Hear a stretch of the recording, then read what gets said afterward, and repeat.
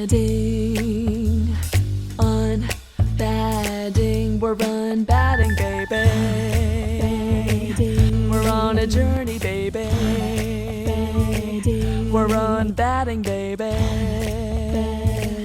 We're UnBadding. Hey everyone, welcome back to another episode of UnBadding. I'm Dayna Pereira. And I'm Jessica Presley. Jess, not to get like super sappy on you, but do you know how much I love doing this with you? Aww, that's so sweet. I was listening to a book today and she was talking about sisters and I was all kinds of in my feelings and like really? sappy about it. Yeah. Oh, no, I really, you know what I love? I love that we have people that reach out to us all the time and tell us their stories or tell us that we helped them get through something in some way. Or, I mean, whenever you do a show like this and you're just kind of putting all your bullshit out there in the open for everybody, Yeah. it can be scary. Definitely scary. I think that me more so than you have kind of like lived my life way under the radar. I call it living my life out loud is what I claim to like be online and in social media. And so doing a show like this is something that really challenged that part of me that wants to live under the radar.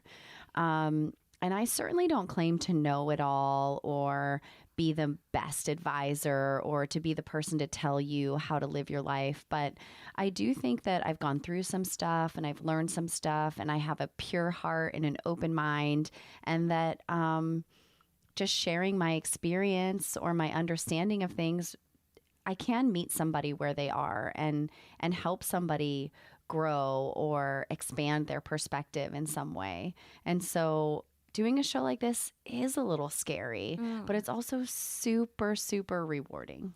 It's very rewarding. And you and I just had a friend that reached out to us like a week ago. And like it made me cry. Same. Hearing what she had to say. And it makes you feel like, oh, this is why. Definitely. That's the why right there. Whenever you hear the feedback from somebody that says that you've impacted them or that when they listen to you, like their heart just feels calm and at ease. And gosh, it's just like a feeling that makes you feel like this is the why, to connect with people. And even though that we're not face to face or spending weekends and holidays together, I'm still impacted by this person, and this person was still impacted by me. And that is just chef's kisses. It is, because that's what life is all about. And there you can be impacted by people, whether it is the positive, ooey gooey, all the feelings stuff. And then, like you said, living your life out loud on social media, that can also bring a lot of pushback, a lot of controversy, a lot of, I mean, like just a couple of weeks ago, I posted a picture of myself with no makeup. Shock, awe. No, she didn't. Oh my God. And it was scary because I was sure that people were going to tell me how ugly I was without makeup on because of my melasma or whatever else. But I did it. And I mean, most of the feedback was good. But it got me thinking, why am I making this choice to post a picture of me without makeup? Like, this is my true authentic self, is no makeup, hair air dried, like wild lion's mane hair. That is my true authentic self with no painting of the face or anything else.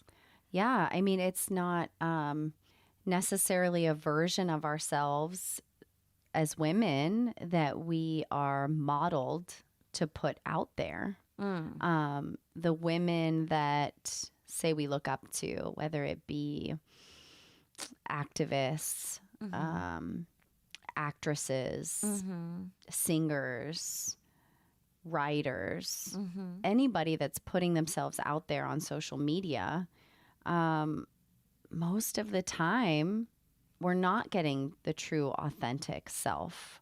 We're getting the part of ourselves that is giving into the expectation of what society has for us, right? And so I even find myself, like, before doing this show, I was really on a quest of, like, I'm not wearing makeup and I'm being my authentic self. And I found that when I was getting ready to come here and record and we were going to do, you know, little reels or whatever, I was like, oh, you know, just a little concealer or just a little mascara. And that's fine. You know, that's fine. But it was something that I had to grapple with mentally and understand, why am I making this choice? Why is it a thing to think about or not think about? Why is it a thing? Why is it a thing? Do you know, and this is going to shock so many of you, my husband, when he gets out of the shower, he just is, like, for life. Right. It's like, am I going to put a hat on or am I going to put gel in my hair? Yeah. He just exists. I mean, the best thing that I can relate to that is the fact that I don't have to do my hair. And to me, that is like such a liberating thing as a woman who has had to do their hair for all of their life, to not have to think about my hair. When other women talk about having to do their hair before they go somewhere, I'm like, oh yeah, that's a thing. It is. Men don't even know what it is to have a thing, to have to look in the mirror and be like, oh, the image that I see directly in front of me is not good enough. I must put things on my face to make it look acceptable to myself and to others. So it's interesting because I have, we'll call him an acquaintance, and he had said at one point that a woman wearing makeup is like a fraud. She is presenting an image of herself that is not true. At the same time, he is the first person to call a woman ugly, fat. I mean, any negative word that you could possibly put towards a woman, he'll be the first person to say it. And I'm like, oh God, so we like can't win if we do, can't win if we don't? Like, right. Exactly. So, like, don't be a fraud. Don't put paint on your face to cover yourself up. Yeah. But don't dare present be yourself ugly like that. Right. How dare you? Right. It's just like the impossible feat that it feels to be a woman at times. It does. And so you and I last week decided that we were going on a field trip. Field trip. No school bus this time, but nonetheless. No school bus. We were able to drive ourselves. But it was a really fun field trip. It was. It was an unexpected field trip for me, at least. Usually on field trips, I'm laughing and having a bunch of fun. And although I did have fun on this field trip, I cried a lot. You know, so did I. And I think that a part of you might have been a little bit more clued in than I, because you text me ahead of time and said, I don't know if I'm going to wear mascara because I think I might cry. That's right. And I'm like, Brr? What? Are you doing the same thing that I'm doing? Because I have zero plans on crying. And let me tell you, all the crying happened. Yeah, I did wear mascara, by the way, and I cried it all off. Same. And so our field trip was to the movie theater. And we went to see the Barbie movie. We did. And although a lot of people might think that we came out of there with bats just ready to bash all of the men. Not a true story. And if you're a man listening, I encourage you to stick around. Yes. Yeah. So I was actually a little shocked that that was like the takeaway from the film. And apologies in advance that we just turned the show into a movie review, but that's what's kind of happening here. You know what? There is so much unbadding in that movie. Yeah. It's totally relevant to our show. It really is. So I had mentioned to a friend that I went to go see the Barbie movie, and she immediately was like, "Ooh, how was it?" And I was like, it was good. You were gonna say something. I was going to say that I also, like you, was like a little baffled by the negativity. I mean, I didn't know that there was any negativity because I, again, kind of live my life below the radar and I don't really seek these things out. But once you and I had gone and we decided that it was like so impactful that we wanted to unpack a bit of it on the show, I kind of did some searching around and realized that some people had some pretty in my opinion, unfair things to say about the movie, or maybe just some takeaways from a perspective that I do not share. It feels like it was very triggering for a lot of people. And I understand that when you are uncomfortable, that the first thing that you want to do is push it away, right? You want to be like, no, that's not right because it makes me feel a certain way. Sure. So I definitely think that people that were uncomfortable during the movie should probably sit with it a little longer and try and figure out what made them so uncomfortable. Definitely. So my friend was like, oh, my son went to go see it and he said it's all male bashing. He had to get up and walk out of the theater. Well, I'm guessing that if it was your friend and she had a son, that he was probably between the ages of 15 and 25, broad Yes. range. Yeah. And so it would be interesting, actually. I'm not really sure what the perspective would be because that age range shares a totally different experience than the age range of myself at 40. My upbringing and my experience as a woman is definitely different than a 15 to 25-year-old male. Well, I think for a 15 to 25-year-old male that, and I can understand where he might be coming from. He's like, I'm not like this. What are you talking about? You know, and it's very hard for a person of that age. I mean, again, I like to talk about the frontal lobe not being developed. It's hard for them to recognize that it doesn't have to be you. Right. Seeing outside your own experience. And so that's a really good point to bring up, Dayna, because I think at that age, it is hard to see outside your own experience and no fault of his own. It's just a developmental milestone that he has yet to hit. But I think that sometimes sitting in an experience or witness to an experience that is different of your own really does require you to be able to separate your experience from their experience and to witness it, not to have it as your own. Right. Sometimes you can go through these things and it doesn't have to be held as your own. It's like you said, you're just paying witness to it because it does exist. And so in the Barbie movie, there was a lot of, I mean, we can just start at the beginning. Yeah. In what happened. We're in Barbie land, and what's going on in Barbie land?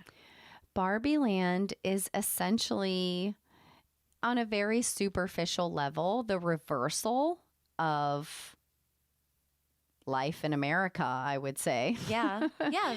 It's reversal. It's like women run the show.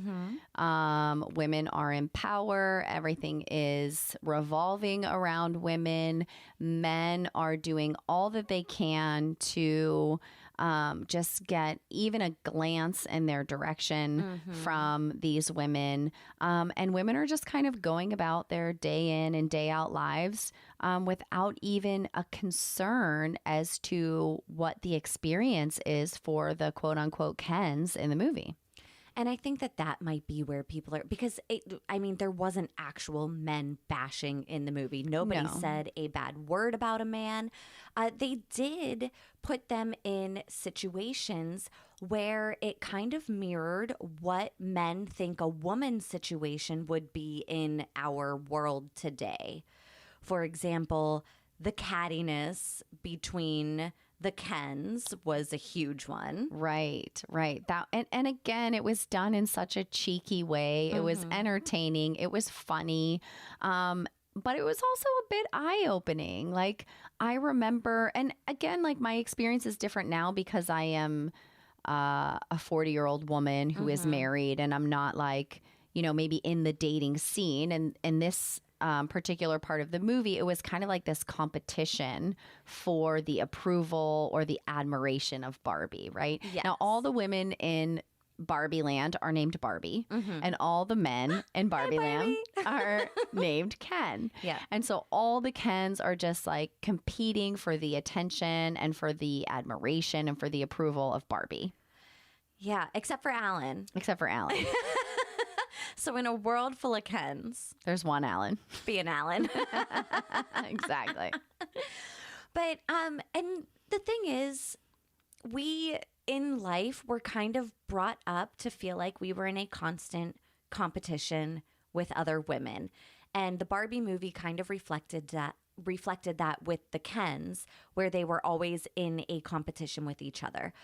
But honestly, if you look at I don't know, She's All That, or any fucking 90s rom-com, 80s rom-com, there's always men competing for the adoration of the one girl that took off her glasses and is now sexy as hell, Like, it's not a new concept. True. Very true.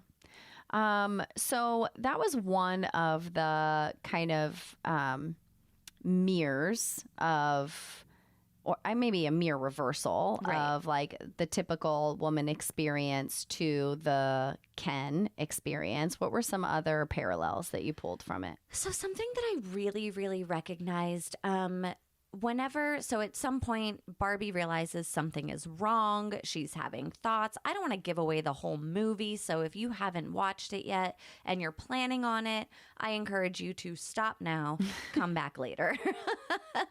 But when Barbie leaves Barbie Land, she wants to feel, she's like, oh, I'm feeling insecure about something. I'm going to go over to this group of construction workers. I will be safe there.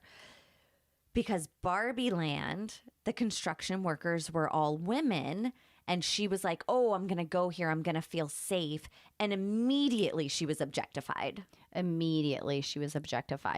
And I'm just going to ask any of our male listeners here to just sit with this for a moment, because we're not pointing a finger and we're not pointing a blame, but your experience is not my experience. Yes. As a woman, no matter what, you are objectified, whether it is in a positive light or it is in a negative light. I have been objectified for as long as I can remember. I've been conscious of what men think about me. Mm-hmm. Probably from like the age of 12 or 13. I was going to say 12, yeah. I've been really conscious of what men think of me. And there's this one scene in the movie when she goes over to these construction workers and she's in this ridiculous outfit, which makes it hilarious. So ridiculous. You're going to So see it ridiculous. nonstop on Halloween. That's such a good one. Yeah. Such a ridiculous outfit. And she kind of turns to Ken and she's so confused. And she's like, I'm feeling like uncomfortable, but like in a way where I'm like all of a sudden conscious of myself and what I look like. Yeah. And that was like So seen. so seen, because there is a moment in adolescence where you go from playing with your Barbies and thinking that like life is just all hunky dory to like all of a sudden realizing that like you are conscious of what you look like, self-conscious of how you navigate through the world based on your outer appearance. And it's very interesting for women of all shapes and sizes. I have friends that developed boobs at 10 years old, and they were so self-conscious of having these boobs at 10. And then there was me. I didn't get boobs until I was 19. And I was so self-conscious. all of a sudden it's all around boobs. But it's not just boobs. It's how broad your shoulders are. It's how skinny your waist is. It's how big your thighs are. It's all of these body awareness for every single female I know Yeah.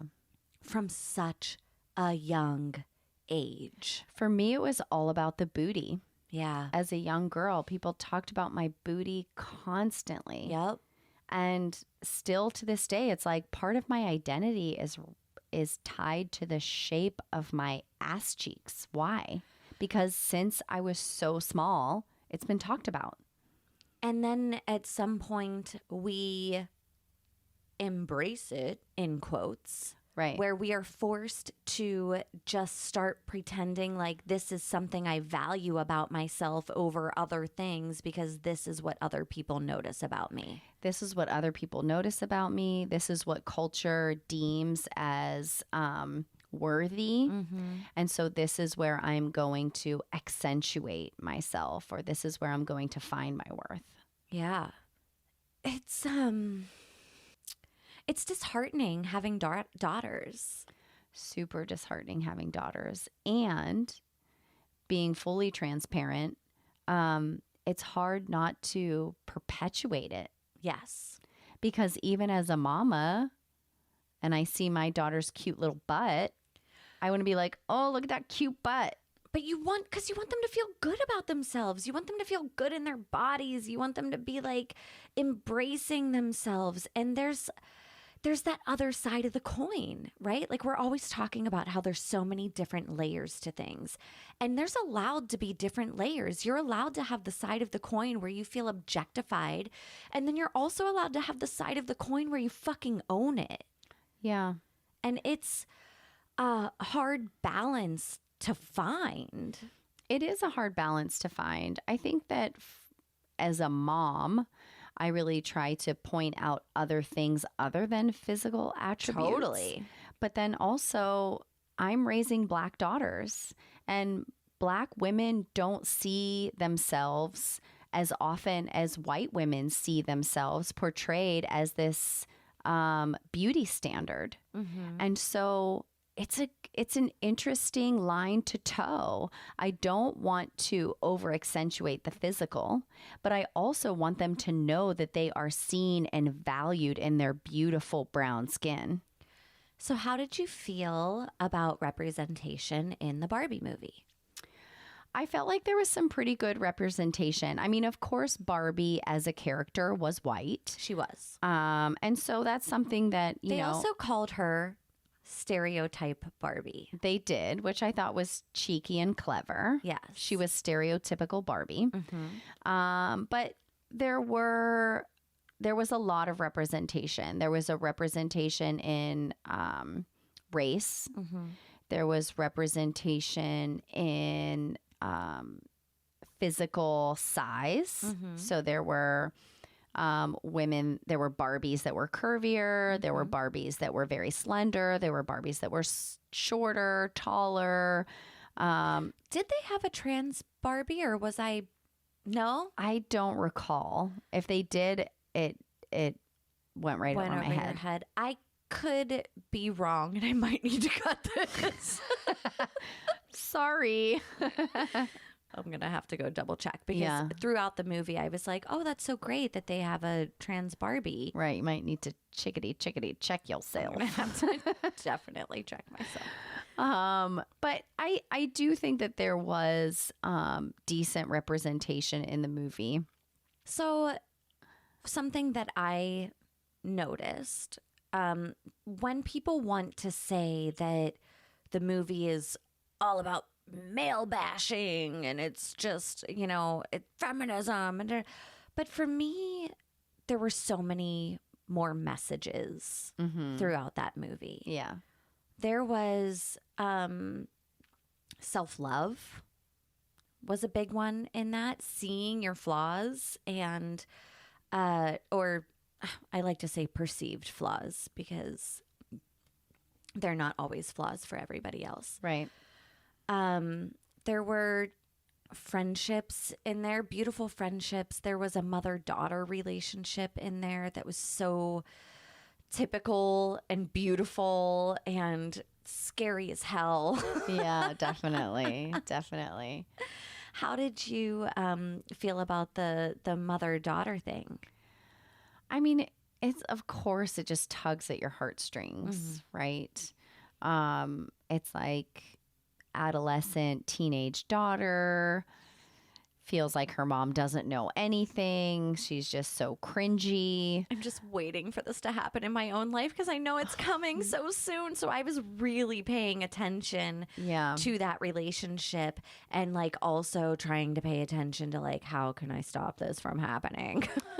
I don't know. I mean, the optimist in me and the mother in me likes to believe that I can stop it from happening, but I just don't know that you can. You know, I think on some levels you can and some levels you cannot. People told me with Mason and Kai, like, oh, just wait for the teenage years. It's going to be miserable. And I'm still waiting. Yeah. They've been pretty fucking great. They have been pretty great. And my hope is that, you know, that continues on through your younger ones and with mine as well. And I think that the relationships in the movie, they were really, it was kind of a representation of both. It was kind of this opportunity to see how when you meet your child, your daughter in this case, in a place of vulnerability and really allow yourself to be seen as human and not just be this like know-it-all authoritarian figure, that there really is this magical moment between the daughter and the mother, because the daughter realizes that the mother has gone through all the same things that she's currently going through. It's like the mother is no longer just this like cringy, know nothing mama. She's like, oh, you went through that too. It's another mirror. It's another mirror. I loved that part of it. I remember being that teenage girl thinking that everything that my mom did was cringy and gross and ew, and it was a mirror. And so I really thought that was beautiful. There was a part in the movie that was really beautiful, and she's talking about how mothers have to stand still. That's right. So that daughters can see how far they've come. Yep. And that one fucking got me. Yeah, I definitely was like shot through the heart on that one. I felt all the feels on that. And for me, it hit me in the heart because you do realize how many times you just take a pause and take a back seat to like allow your children to surpass you and to grow and to just flourish. become who they were created to be. Yeah. Yeah. And that was really beautiful. So let's go back to some more gross shit. Let's get into the nitty gritty. So Barbie, she starts in the beginning of the movie, she's having these vile thoughts of death. How dare she? Right. And cellulite. Oh, that exactly. Ew. But like, let's be real. It's like a magnifying glass. I see it all the time. Why is it that I care about cellulite? Why the fuck do I care about cellulite? It's like part of the human experience. Here's Kind of like boogers. It's just going to be there. They are going to be there. The thing is, my husband could grab a handful of thigh and be like, oh my God, look at all of my cellulite. And I would be like, don't give a shit. Don't care about you. I didn't marry you for or without your cellulite. Couldn't give a flying fuck about it. And honestly, not that men don't have cellulite, but it's kind of more a woman experience to have is. cellulite. To care about it. I mean, maybe I'm just living in la la land, but like, I don't know too many men that have cellulite. I think cellulite isn't like gender specific. I think Maybe. Really? yeah. You know what? We'll do a Google search. I think and we fact need to check do some this googly later googly. because I don't know. I could be wrong. I feel like I don't know if it has to do with like the, what do you call it? BMI of like men to women. I don't know. I just feel like, Hey Siri, do men have cellulite? Ah, you're right. Less than 10% of men have cellulite. so this is a woman experience. You're right. And so isn't it funny that this thing that only women have, not Yeah. only, but the majority of women have, I don't know, I would say 10% of women don't have cellulite Yeah. and 10% of men do. Yeah. So isn't it this funny thing that women are so wrapped up in this idea of cellulite and like men don't even have to really think about it? They don't think about it. They don't think about a lot of things. Like we said, like they just pop out of the shower, put on their clothes, and off on their day they go. Off they go. And that's just not an experience of the woman. We have to wake up an hour and some early to, make ourselves presentable to, the world. And it's layered again because on one hand, I really like to paint my face and look pretty. Right. But like, why? I know. If we like dig into that, a lot of times we'd be like, I'm not dressing up for anybody. I'm dressing up because it makes me feel good. No, I will 100% admit right now in front of everybody, I dress up because I want other women to notice me.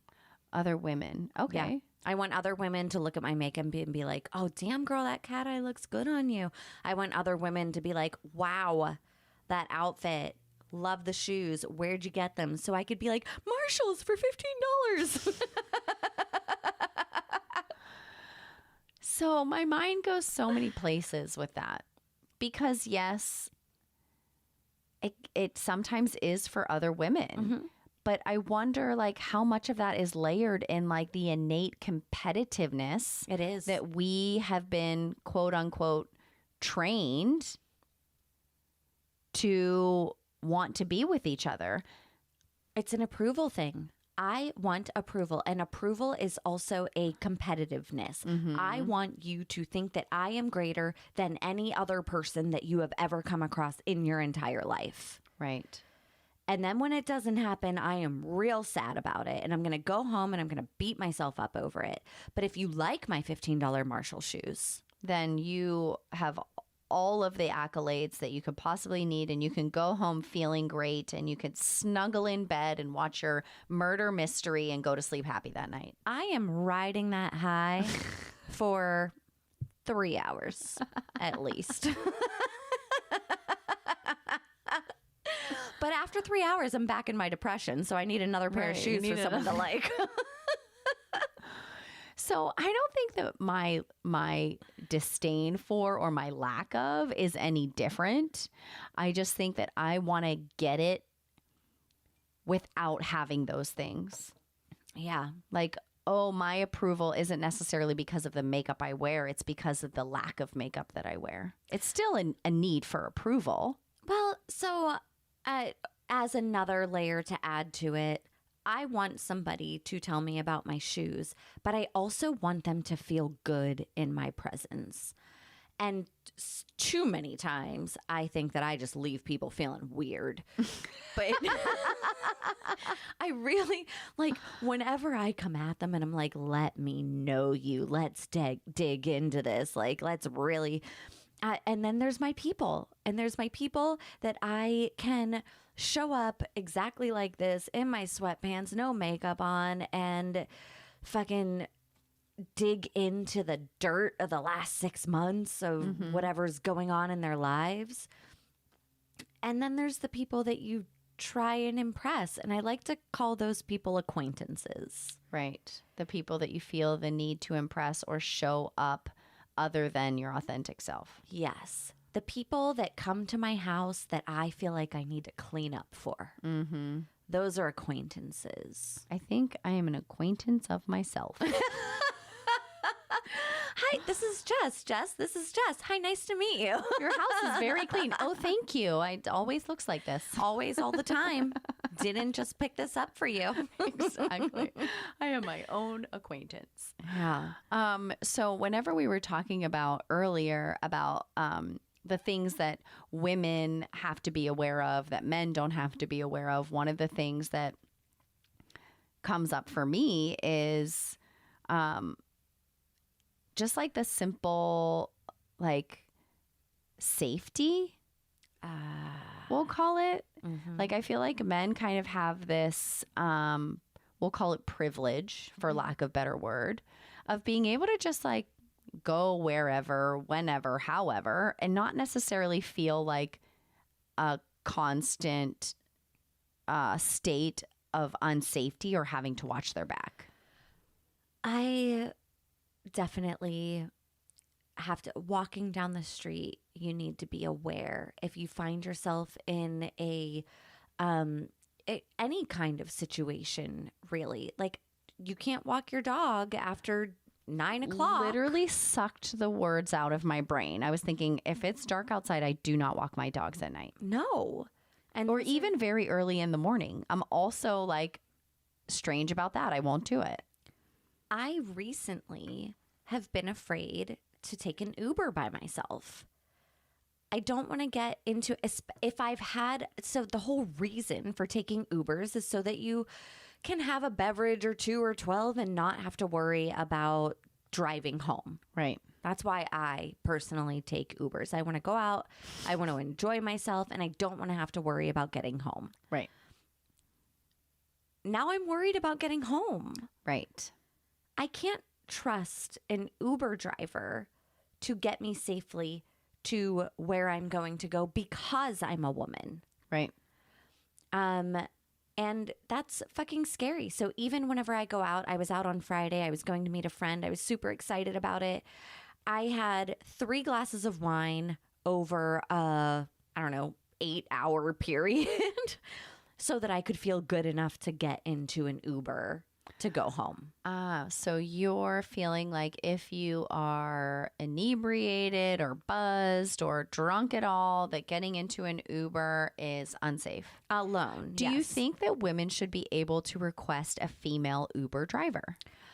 I don't think that's a terrible idea. If you go to the doctor, you're allowed to request a female doctor. Ew, what if we invented Uber for women? Ooh. Cut this. This will be our claim to fame. For us, by us. We would get accused of being raunchy feminists that hated men.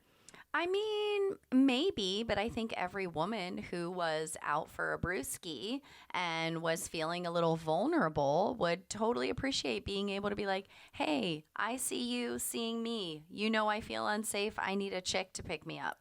Yeah, and that would be, Uber's going to totally steal this idea now, and because I know Uber's listening. Because I know Uber listens to our podcast.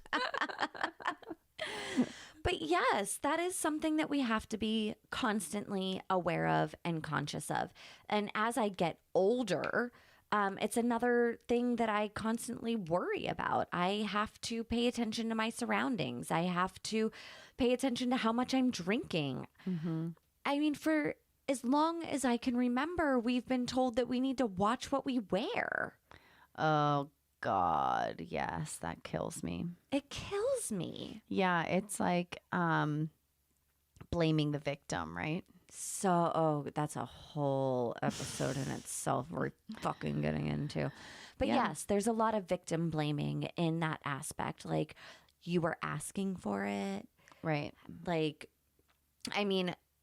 truly, if that was the case, Barbie is asking for it. She's asking for it. Okay, so here's a good thing to bring up because this is something I go through with my kids. I am kind of like a crop top and yoga pants kind of girl. Yeah. It's what I wear a lot of times. And of course, my girls seeing me wear it. And now what does Jordan want to wear? Like little sports bras. What does Shay want to wear? Little sports bras. Jocelyn. And I know that Jocelyn wears it. I have a hard time letting my girls leave the house like that. So I don't have a hard time with it. I let Jocelyn wear it out most of the time. But there are certain situations when she's going to school, I say, I'm sorry, baby, there's a dress code. True. If we're going to a nice restaurant, I'm sorry, baby, there's a dress code. If we're going to Target, I don't give a fuck. I don't want her to feel insecure or anything. So I do let her know that there are times and places where exercise, I call them exercise clothes, because that's what she wears, like if she's going on a walk or, doing all of those things. So I tell her, well, you can't wear your exercise clothes to the restaurant. Right. Because there's a dress code. Right. See, my kiddo wants to wear like legitimately like a tiny little sports bra and like shorts. Yeah. And so like, the majority of her stomach is sticking out and she looks darn adorable. Totally. Not going to fight her on that. But there's still ick inside me that's like, you're not safe. You're putting yourself in a dangerous situation. Again, like women are over-sexualized. Black women are even more over-sexualized than their white counterparts. And so I feel less like likely to be helped. And less likely to be helped. And so I see this as a way of kind of like preparing my daughters for the world that we live in. Like, And there's something to be said about that, because sometimes we don't have a choice. We can try and live in a Barbie land, but that's not the reality. And so, yeah, there are times, like for me, I have to not get drunk before I get into an Uber. I have to make sure that I have my wits about me. And so, yeah, there's something to be said about preparing your children for a world that you know that they're going to have to live in. yeah. It's the responsible thing to do. It's the job that we chose as parents. Our job is to protect them and to prepare them. How do we prepare our children for a world that we see as so unfair? I ask myself that all the time. I sometimes get sad at myself for having 4 kids. In what regard? I now have created 4 lives that I have to send out into this cruel fucking world. I agree with you that the world is cruel, but I have to choose what I allow myself to absorb and what I allow myself to pass on to my children about our world, because I believe that what we choose to see is the experience that we have. So that is where I have to turn things around for myself, because yes, the fucking world is cruel. The way that I see it is I am helping to turn that around by raising these kids that are loving, that lead with love, that are going to go out into the world and neutralize some of the cruelness. Yeah. So another thing that I felt really powerful in the movie was just how they highlighted how she went back to self in order to understand her next move. Are you talking about the meditation? Yes. Oh my God, I loved that so much. I mean, you already know I love a good meditation. I mean, I actually wrote it down because I was like, she meditates to find her person. So another thing in the movie, she's going into the real world to try and find the girl that's playing with her, because she assumes that this is what is burdening her, is that the girl that's playing with her is sad, basically. Right. So she's trying to find the girl that's playing with her. And a couple of things that I love about this is she doesn't even question it. No. She's not like, how am I going to do this? She's like, meh, I'll figure it out. Yeah, I'll figure it out, and I'll just sit down and go inside and close my eyes and trust myself. And she does. And she does. She does. I feel like, gosh, we are so trained to abandon self and look to the outside to tell us what to do next. The fact that she models this idea of like, just close my eyes and feel it. I thought was so powerful. And she didn't question her intuition at all. It was like she went inside, she felt it, and then she took her next steps. And and the whole time Ken is like losing his fucking mind around her, like, oh my God, what's going on here? She's like, just go away. Go the fuck away. I feel like I do this to my, I'm like, excuse me, gonna need some space here. Gonna need a minute to go inside the crazy train.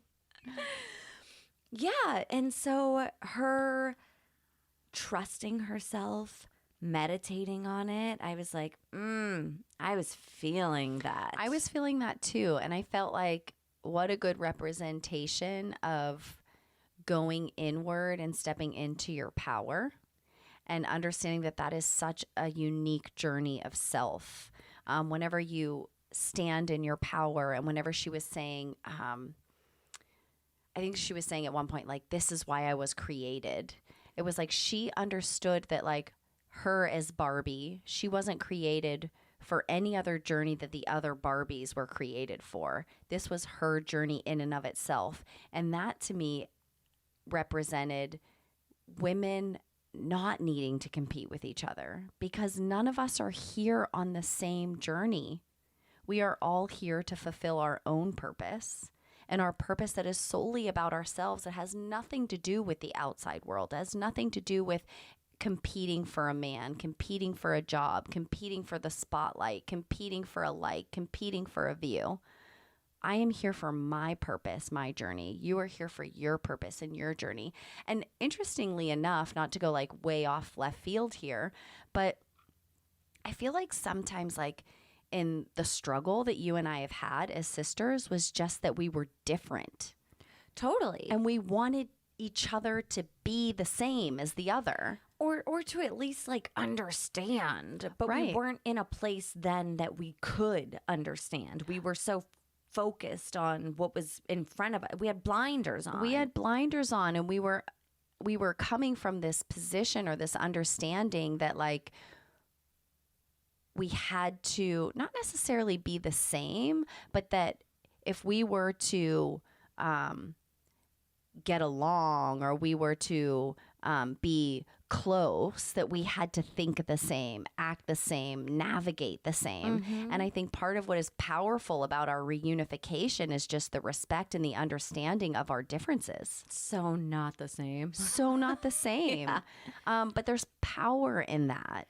There is. And I think that one of the big, powerful things about us being able to do that is the different perspectives that we gain from the same situations.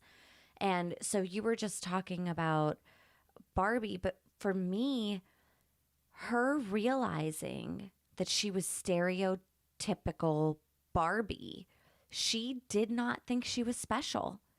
She wasn't the president Barbie. She wasn't like, she was just regular stereotypical Barbie. And in that, she had no unique qualifications.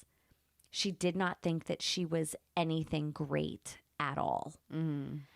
And I feel like there's something really powerful in that, because as fucking stereotypical Barbie myself, I don't feel special. I don't feel like I have a voice. I don't feel like I'm unique. I don't feel like I bring anything extra to the table. And I think that that is a lot of women, that we don't feel like we have a lot of power.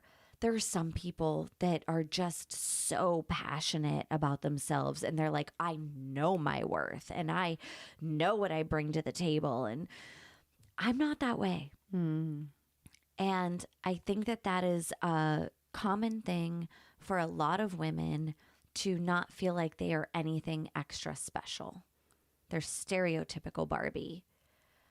Is that the message, though? Is that the That's message not the that we're message. receiving? The message through it all is that we are all unique we all feel this way about ourselves. I'm not special. I'm not unique. Exactly. But that is our superpower. Us recognizing ourselves, what we have to offer, and it is different every fucking time. Yeah. And so I do think that the message coming out of that with the self-love, the self-worth, I know that a lot of people had a problem with her being like, Ken, get the fuck away from me. But you do need to love yourself before you can love somebody else. Right. Gosh, that's like such a good parallel for like what am I trying to say? They use Ken in this moment to represent the female experience. Yeah. In that he doesn't see himself as an individual. He only sees himself as this accessory to Barbie. Yes. And she is telling him, you need to go find out who you are. Mm-hmm. And a lot of times I think that women find themselves married, mother, wife, and they forget, who am I? What is my purpose? Yes, I'm a wife. Yes, I'm a mother. But like, what are my hobbies? Do you know how many women don't have hobbies? It's an identity. Mm-hmm. And so many times we tie our identities to other people. Mm-hmm. But that is the exact opposite of the definition of identity. It is. It's the exact opposite. 100%. The identity is like how you feel inside. What are the things that you value? What are your, core morals? And there's so much that goes into it. Your identity is not your job. It's not your husband. It's not your kids. It's not even your hobbies sometimes. Yeah, you know? and it's not your sameness. Again, like back to what we were saying before, sometimes it's just like we are in this culture and this understanding where like we're striving so hard to be like everybody else. And your identity is the uniqueness that is you. It's the standing in your power. Yeah. And I know that you came across a message of sorts about standing in your power.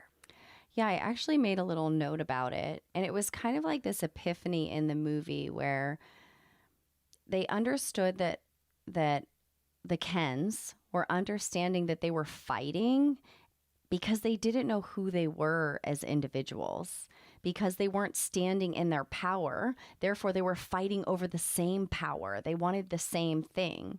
And so to me, the message was waking up, leaving behind what you thought you were supposed to be, and stepping into who you are, not what you thought you were supposed to be. It's so often like if you are running the world or a company, let's make it smaller.